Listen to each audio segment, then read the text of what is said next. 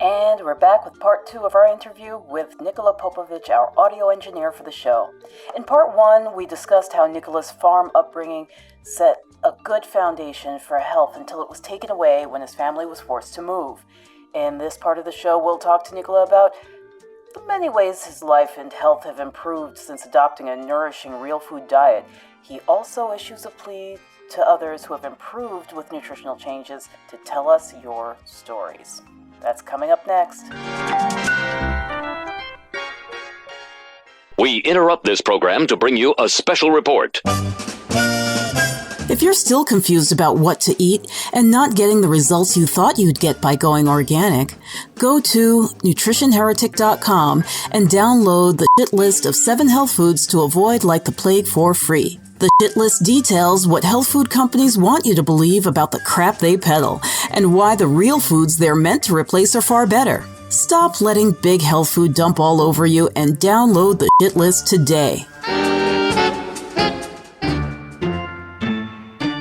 Fat is bad for you. I just pop a pill and I'm fine. Meat is murder.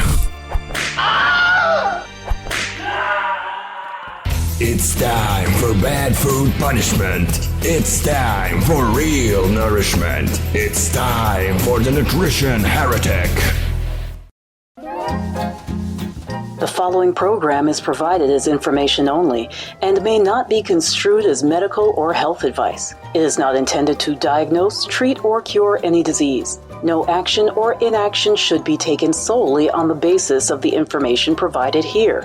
Please consult with a licensed healthcare professional or doctor on any matter relating to your health and well-being.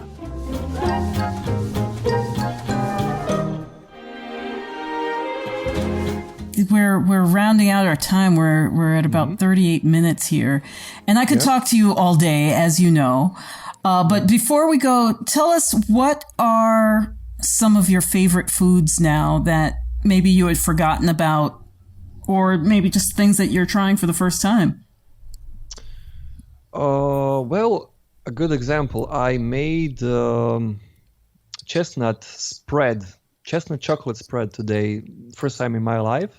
So basically, I was eating pancakes last week with my sister, and they all got, Nutella and spread it on, and I was eating my marmalade that I made. So I kind of got the idea, well, maybe I could make, a version of it, but without the... Right, because Nutella tastes just like pure sugar. Yeah. I don't know. Totally. What flavor is it supposed to be? Chocolate? Is that what it's supposed to be? Chocolate hazelnut or something? Chocolate hazelnut. Okay, because it tastes like sugar. I can't taste chocolate, nor can I taste hazelnut in there.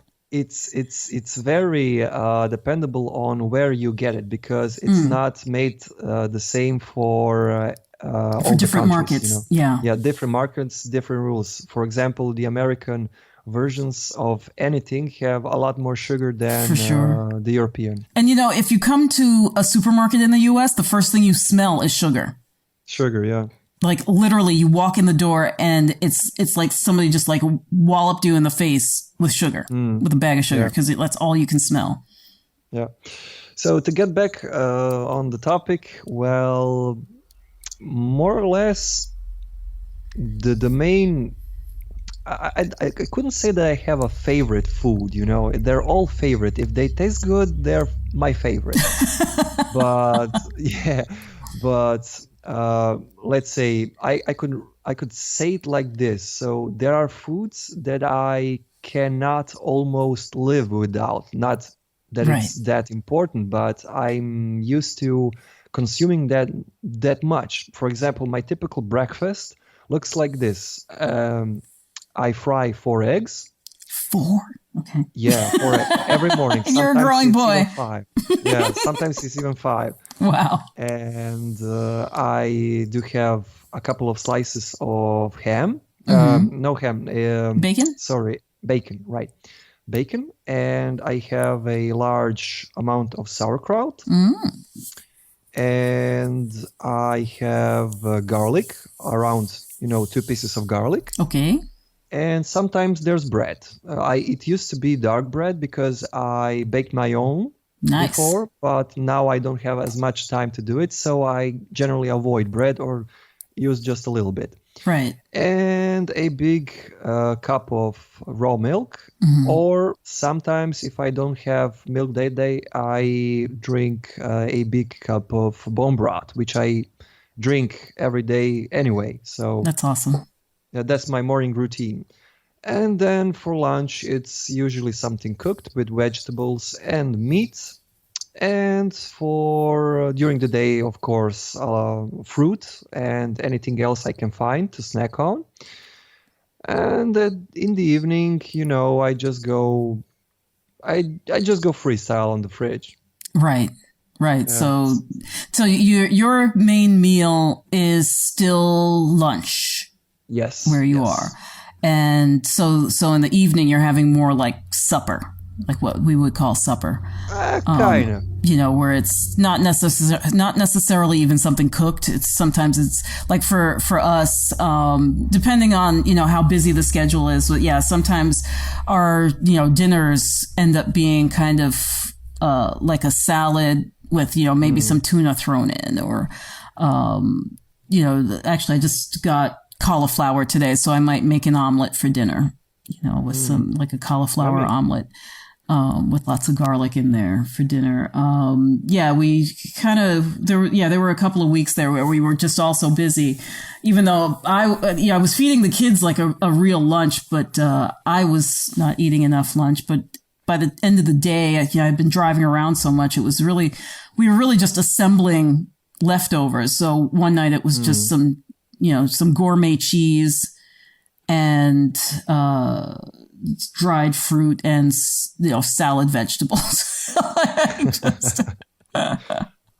It accomplished the task, and then we all got to sit around and chat while we ate, as opposed to sometimes just those little changes in routine kind of open up different opportunities to interact with the family as well. And definitely. I think that having lunch or breakfast or dinner as well together means a lot, Oh yeah. It makes a real difference. Yeah. It's funny because my older girl, she's 14, and she's getting to the age where, her friends are coming over for sleepovers and stuff. And a lot of them, they leave and they're like, wow, it's like eating at a restaurant at your house. It's like, somebody's got to set the table. And like, I'm trying to maintain some semblance of ritual. And I think it's paying off for the most part, except for last night when my daughter took 2 hours, my little one took 2 hours to eat her dinner for some bizarre reason. But, overall, I think it's good for, family time, and some people say it doesn't matter what you feed, but it's like, no, it kind of does, it does, it is good to have you guys, have the family together regardless. But, at the same time, let's not totally discount the value of putting an actual meal in front of the family. And I agree, because if I didn't cook, by the way, I cook almost every day because I really like to cook. I love it. If I didn't cook, then my wife probably wouldn't get a decent meal in the whole day. So, she's the total opposite of me. Give me chocolate, give me chips, give me anything. And at some bizarre twist of, common sense, when she doesn't eat, she gets sick. So I cannot understand it. It's like her body needs that, because it's used to getting all that stuff. And when it doesn't get, it gets sick. Well, you know what it is? I don't know specifically for her, but I do know that quite often what happens, I learned this through a lot of the testing that I used to run on clients, which is that sometimes a body is too unhealthy to mount a defense. So when you give the body the nutrients that it needs, it can tell you what's wrong with it. But it's almost like a purging of the disease that's stuck in there. And that's why when you see a lot of people who have cancer, will, up until the moment they get cancer, and sometimes even while they have the cancer, they'll brag about how they've never been sick. Well, I don't get sick. I never get sick. Yeah, but you got cancer. Yeah. And, basically what happens is that their body is too sick to be able to defend itself. So, you see this a lot with children who are just chronically, you can look, like, if you know what the external signs are to look for disease, you see that these kids are totally unhealthy, and their parents will say, well, they're perfectly fine. They never get sick. It's like, but this, the child has bags under their eyes, their ears stick out, their teeth are falling out, like, they've got dry hair, they've got all of these signs of dysfunction. And then the parents go, well, she never gets sick, so she must be fine. She's totally healthy. Yeah. But, and then there's the other side where they may have something like asthma or, rashes, and those are not being categorized as sick because it's not a cold or a flu. So there's also a lot of that, at least in the US, that goes on. But yeah, there is something to be said for putting in enough nutrients that your body knows how to escort disease out when it gets. And with it, not introducing foods that don't do any good to you as well. Right. Yeah. Right. But that happened to me, actually, when I was recovering. Sorry to cut you off, but when I was recovering from, my lifetime of eating a lot of processed stuff, there was it was in November, as a matter of fact. And yeah, I was sick twice during that month, once with a cold and once with a flu. And, up until I would always, just like so many people, I don't get sick. Maybe I get sick once a year. And once I started to heal, my body just had all of this disease that was stuck in there, and it just flushed it out. So I was pretty much sick for the entire time because I refused to take any medications. I just wanted my body to be able to purge everything without, trying to get rid of the symptoms.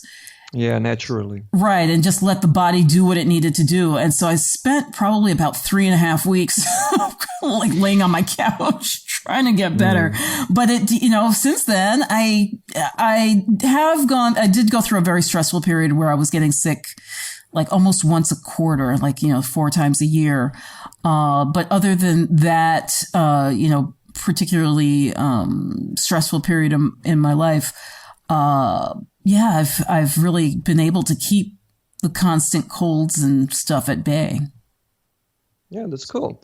I also experienced such improvements in my overall health because, as I mentioned before, I did have the occasional annual flu, that was kind of mandatory. Since I started with the regimen, so with the changed diet, and especially since I started with my cold shower routine and the breathing exercises, I am now 1 year without any cold, any flu, and any viral, because we have a lot of viruses here. Yeah. And it's something that really started to happen a lot in the last few years. It wasn't as common as before, but now it's, every 2 months, 2 to 3 months, especially when there's changing weather, people just get these, I call it the weekend viruses, Right, the weekend virus. They get very high temperatures and they either vomit or get diarrhea. And it's like feeling hell for 2 days, maybe eventually 3. And after that, it's like nothing happened, Right. And I did experience one such virus around the same time last year. And I did end up in the ER. Oh, wow. I got a IV because I was, puking. Losing a lot of fluids, Yeah, a lot of fluids. And whatever I did put in myself, I just had to go and flush it out because I was so sick. And after that, I started with the cold shower regimen. And I must say that not only my immune system improved a lot, so my family gets sick and I don't anymore. Right. So Right. I'm kind of the untouchable right now. So yeah, it's not going into my favor when everybody's sick and you have to care about Yeah, all of them. take care of everyone. But at least one person has to stay, healthy. Right. And not only that, but a lot of other health improvements happened. So, for example, my circulation got a lot better, and I can tolerate cold a lot, much, much better than I used to before. Right. And another example, you mentioned, the visible signs of a person that has, there's something not quite right with Yes. her. So I had acne for a long time. It started when I hit puberty. Right. And back then we were often eating, canned stuff with vegetable oils. Totally. And we often ate canned tuna, which was, loaded with sunflower oil. Right. And maybe sometimes it was rapeseed oil. Right. And I noticed that in the last few years, it became popular to have soy oil in it. Yes. And I did battle with acne for a long, long time, even after the puberty ended, because I have very oily skin. Right. And I never attributed to the diet that I ate. Yeah.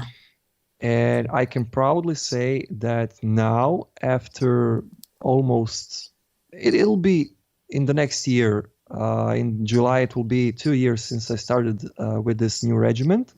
I can say now that my skin has cleared up 95%. I get maybe 5%, acne here and there, but it's just a extreme, situation.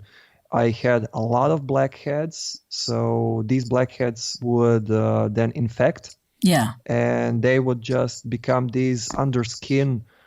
I'm not sure how you say it, but it's those that are underskin the pimples. Pimples, yeah. Yeah, that hurt a lot. Oh yeah. Okay. Yeah, and they're usually they're hard usually, yeah. Yeah, yeah, and they hurt a lot to to get it out. Yeah. Sometimes it would form big white pimples Yes. that would be like a lot of pus in it, and Right. it was like really gross. Mm. And yummy. And I'm so happy and glad to say that I'm over with this. So Yeah. it's done, and my skin has really cleared up pretty Awesome. well. Yeah. Awesome. And another thing that I'm really happy about are my teeth. Ah. Because I did take a lot of care of my teeth. I have to admit, I did slack off at certain periods in my life, but I always, try to keep them, at least when I go to bed. I would at least brush them before bed. Right. And despite all of that, me brushing and, using toothpaste and everything, they deteriorated. And I had, and I still have, a lot of cavities that formed. And I'm not sure when it happened or why, because I really did take good care of them. Yes. And it was only after I saw the article on the Nutrition Heretic page about fluoride that I started thinking about it, and that I dared to just go and stop using commercial toothpaste. Right. And I started with the basic coconut oil and baking soda? Yeah, baking soda and mint essential oil.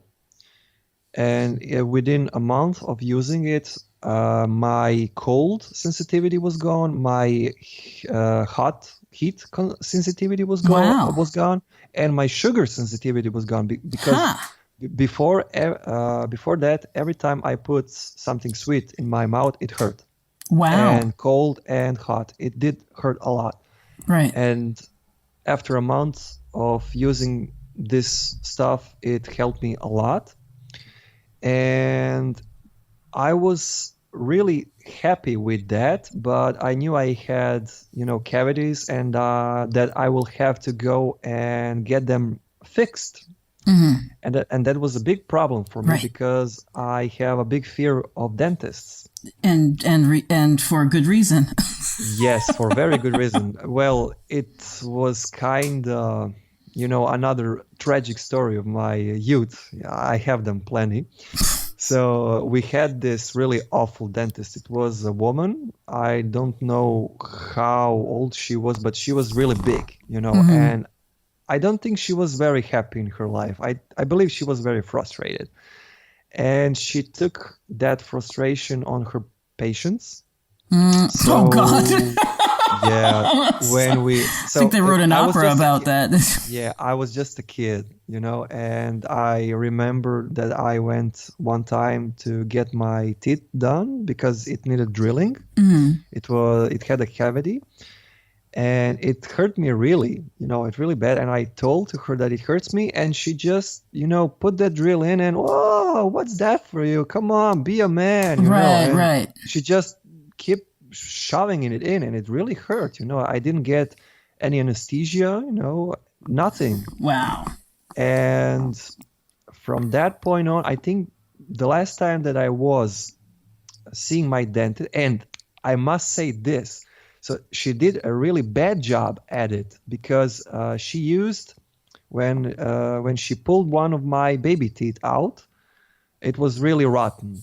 Right. And she used hot tools. And as I've been informed, the tools must be cold for some reason. And the tooth just splintered. And there were fractions of it left. So the other tooth that was coming, from the inside, grew with these pieces sticking from the side, and it really was it wasn't painful, but it irritated me. Yeah. And it started to corrupt the other teeth, the healthy teeth. Yeah. So the last time I went to the dentist was around in 8th grade elementary. And then I got anesthesia and they pulled out a teeth that was still there, that was bad. Right. And that was the last time I saw the dentist. Right. And I was really freaked out because I knew I had to go to get my teeth fixed. And luckily, I managed to find a group on Facebook that's called Remineralizing Your Teeth. Yes. And a cure to decay. Right. And then I started researching and reading about it. There's also a book available that explains the protocol and what you have to do in order to do it, to fix your teeth. And it took some time for me to start actually doing the things I should for, the main thing, avoiding and cutting sugar out of your diet completely. Right. And using these ingredients in the toothpaste that will help to heal the cavities and remineralize teeth. Right.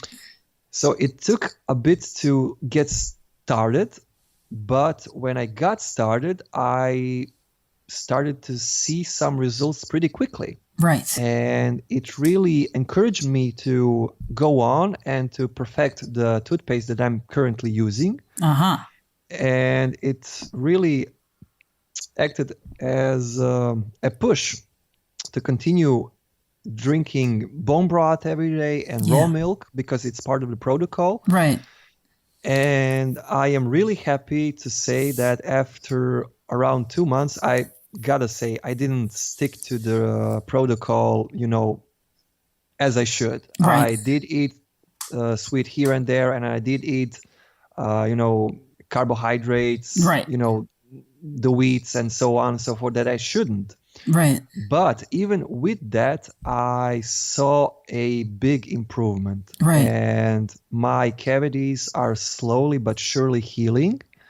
One tooth that had a minor cavity got healed, and the rest are following. And I did take a before picture. Nice. Can you share those? Yes. Yes, I intend to do those. I will share them on the Nutrition Heretic page and inside In the the inner group. circle. Yeah. In the group. And I will share it on my profile so people can see that it is possible. Right. It will Yeah. it will take, I believe that it will take at least a half year to a year until it's fully done, because it's not that bad, but it will take some time, especially because Yeah. I'm not adhering to the protocol as well as I should. Right.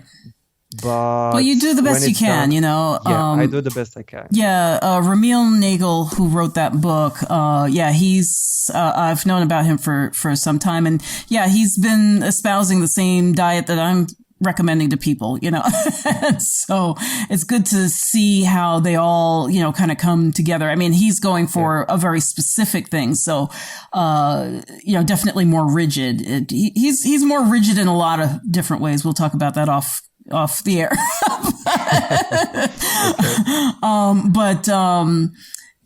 He's definitely got his protocol, and it works. He started, I think it was like his daughter was 8, and she had this horrible diagnosis from the dentist, and they were like, that's ridiculous. She's only 8, and that's when he started doing research and realized, hey, we're supposed to be eating all of these things. And as for grains, if I remember correctly, because I have the book, he doesn't recommend necessarily no grains, but he actually says that if I remember this correctly, that phytic acid.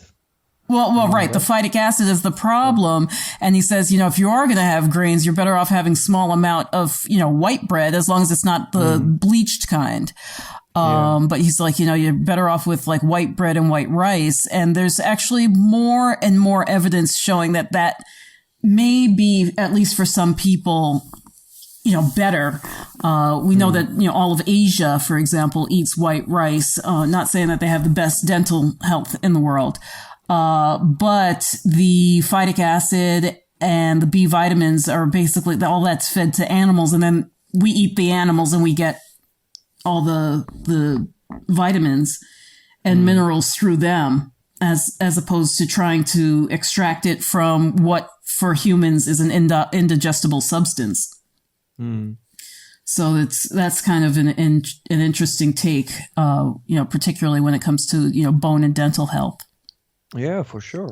And that's where the nutrition also comes into play, because if you don't take in yourself what you need, you won't have it. Right. You're just going to leach it from your organism and just feel weakened, and you're going to see the change when you get cavities, or if you have lower bone density. It happened because you didn't feed yourself right. Absolutely. Well, Nikola, thank you so much for talking with us. We've gone longer than we intended, as we knew we would, because, we get talking. But this is really enlightening. And, I hope it's going to be inspirational to all of you out there in podcast land. I hope so too, because this is one of the reasons why I decided to, come to the show and share my story, because I always find that people that can, motivate other people to do something should do it. Right. There are a lot of people that motivate people for the wrong reasons. Yeah. And we need more people to do it for the right reasons, because I also got motivated by other people. So in particular by you and your guests and other people that have, really given me hope that it is better to, wrong word. It is possible to heal yourself without any antibiotics, without any drugs, without any doctors, for the most part, Right. And it's an opportunity to do it, because in my, real life, so to say, I don't shove it down people's throat. I would be very happy if I could go and just share it with people, but I don't think that, they are ready or willing to listen. Right. So when you get a chance to share what you know and what you've been through with other people, it's really, it makes things a bit easier. For sure. Yeah. For sure. Well, I'm going to go have some bone broth. Oh yeah. I've been using it in my cooking more than like just drinking it as a beverage. Mm-hmm. So, and I have some chicken stock or bone broth, I should say, sitting in my fridge. So I'm going to go have some of that. And again, thank you for being on the show. To everybody, if you want to join us in the inner circle, you can see those pictures. So look for Nutrition Heretic Inner Circle on Facebook. And also, if I might add, if anybody else from you listeners, I mean, from the people who listen, sorry, I think it just sounded a little bit, you listeners, yeah, you people who listen. Yeah, I didn't mean to, offend anybody. So what I meant was, if anybody who's listening has a similar story to share, I believe it would be, a big thing to come and be a guest on the podcast. Because if I remember correctly, in the beginning, there were people from the inner circle and other that were, guests before we all had these big names and hot shots on the show. Right. Yeah, there's definitely people in the inner circle. You reminded me when you were talking about depression and anxiety that I've had a number of women in particular who had various forms of depression that, had been on multiple medications, and we worked on their diet, and suddenly those episodes become, less and less. They're getting off medications. Not only for the mental disorders, but also for things like high blood pressure and, diabetes and all of those things. And it just goes to show that we can't take it for granted, and nobody wants to be on a respirator or on drugs for the rest of their lives. I mean, maybe not nobody, but, most of us don't want that for ourselves, and we definitely don't want it for our loved ones. So.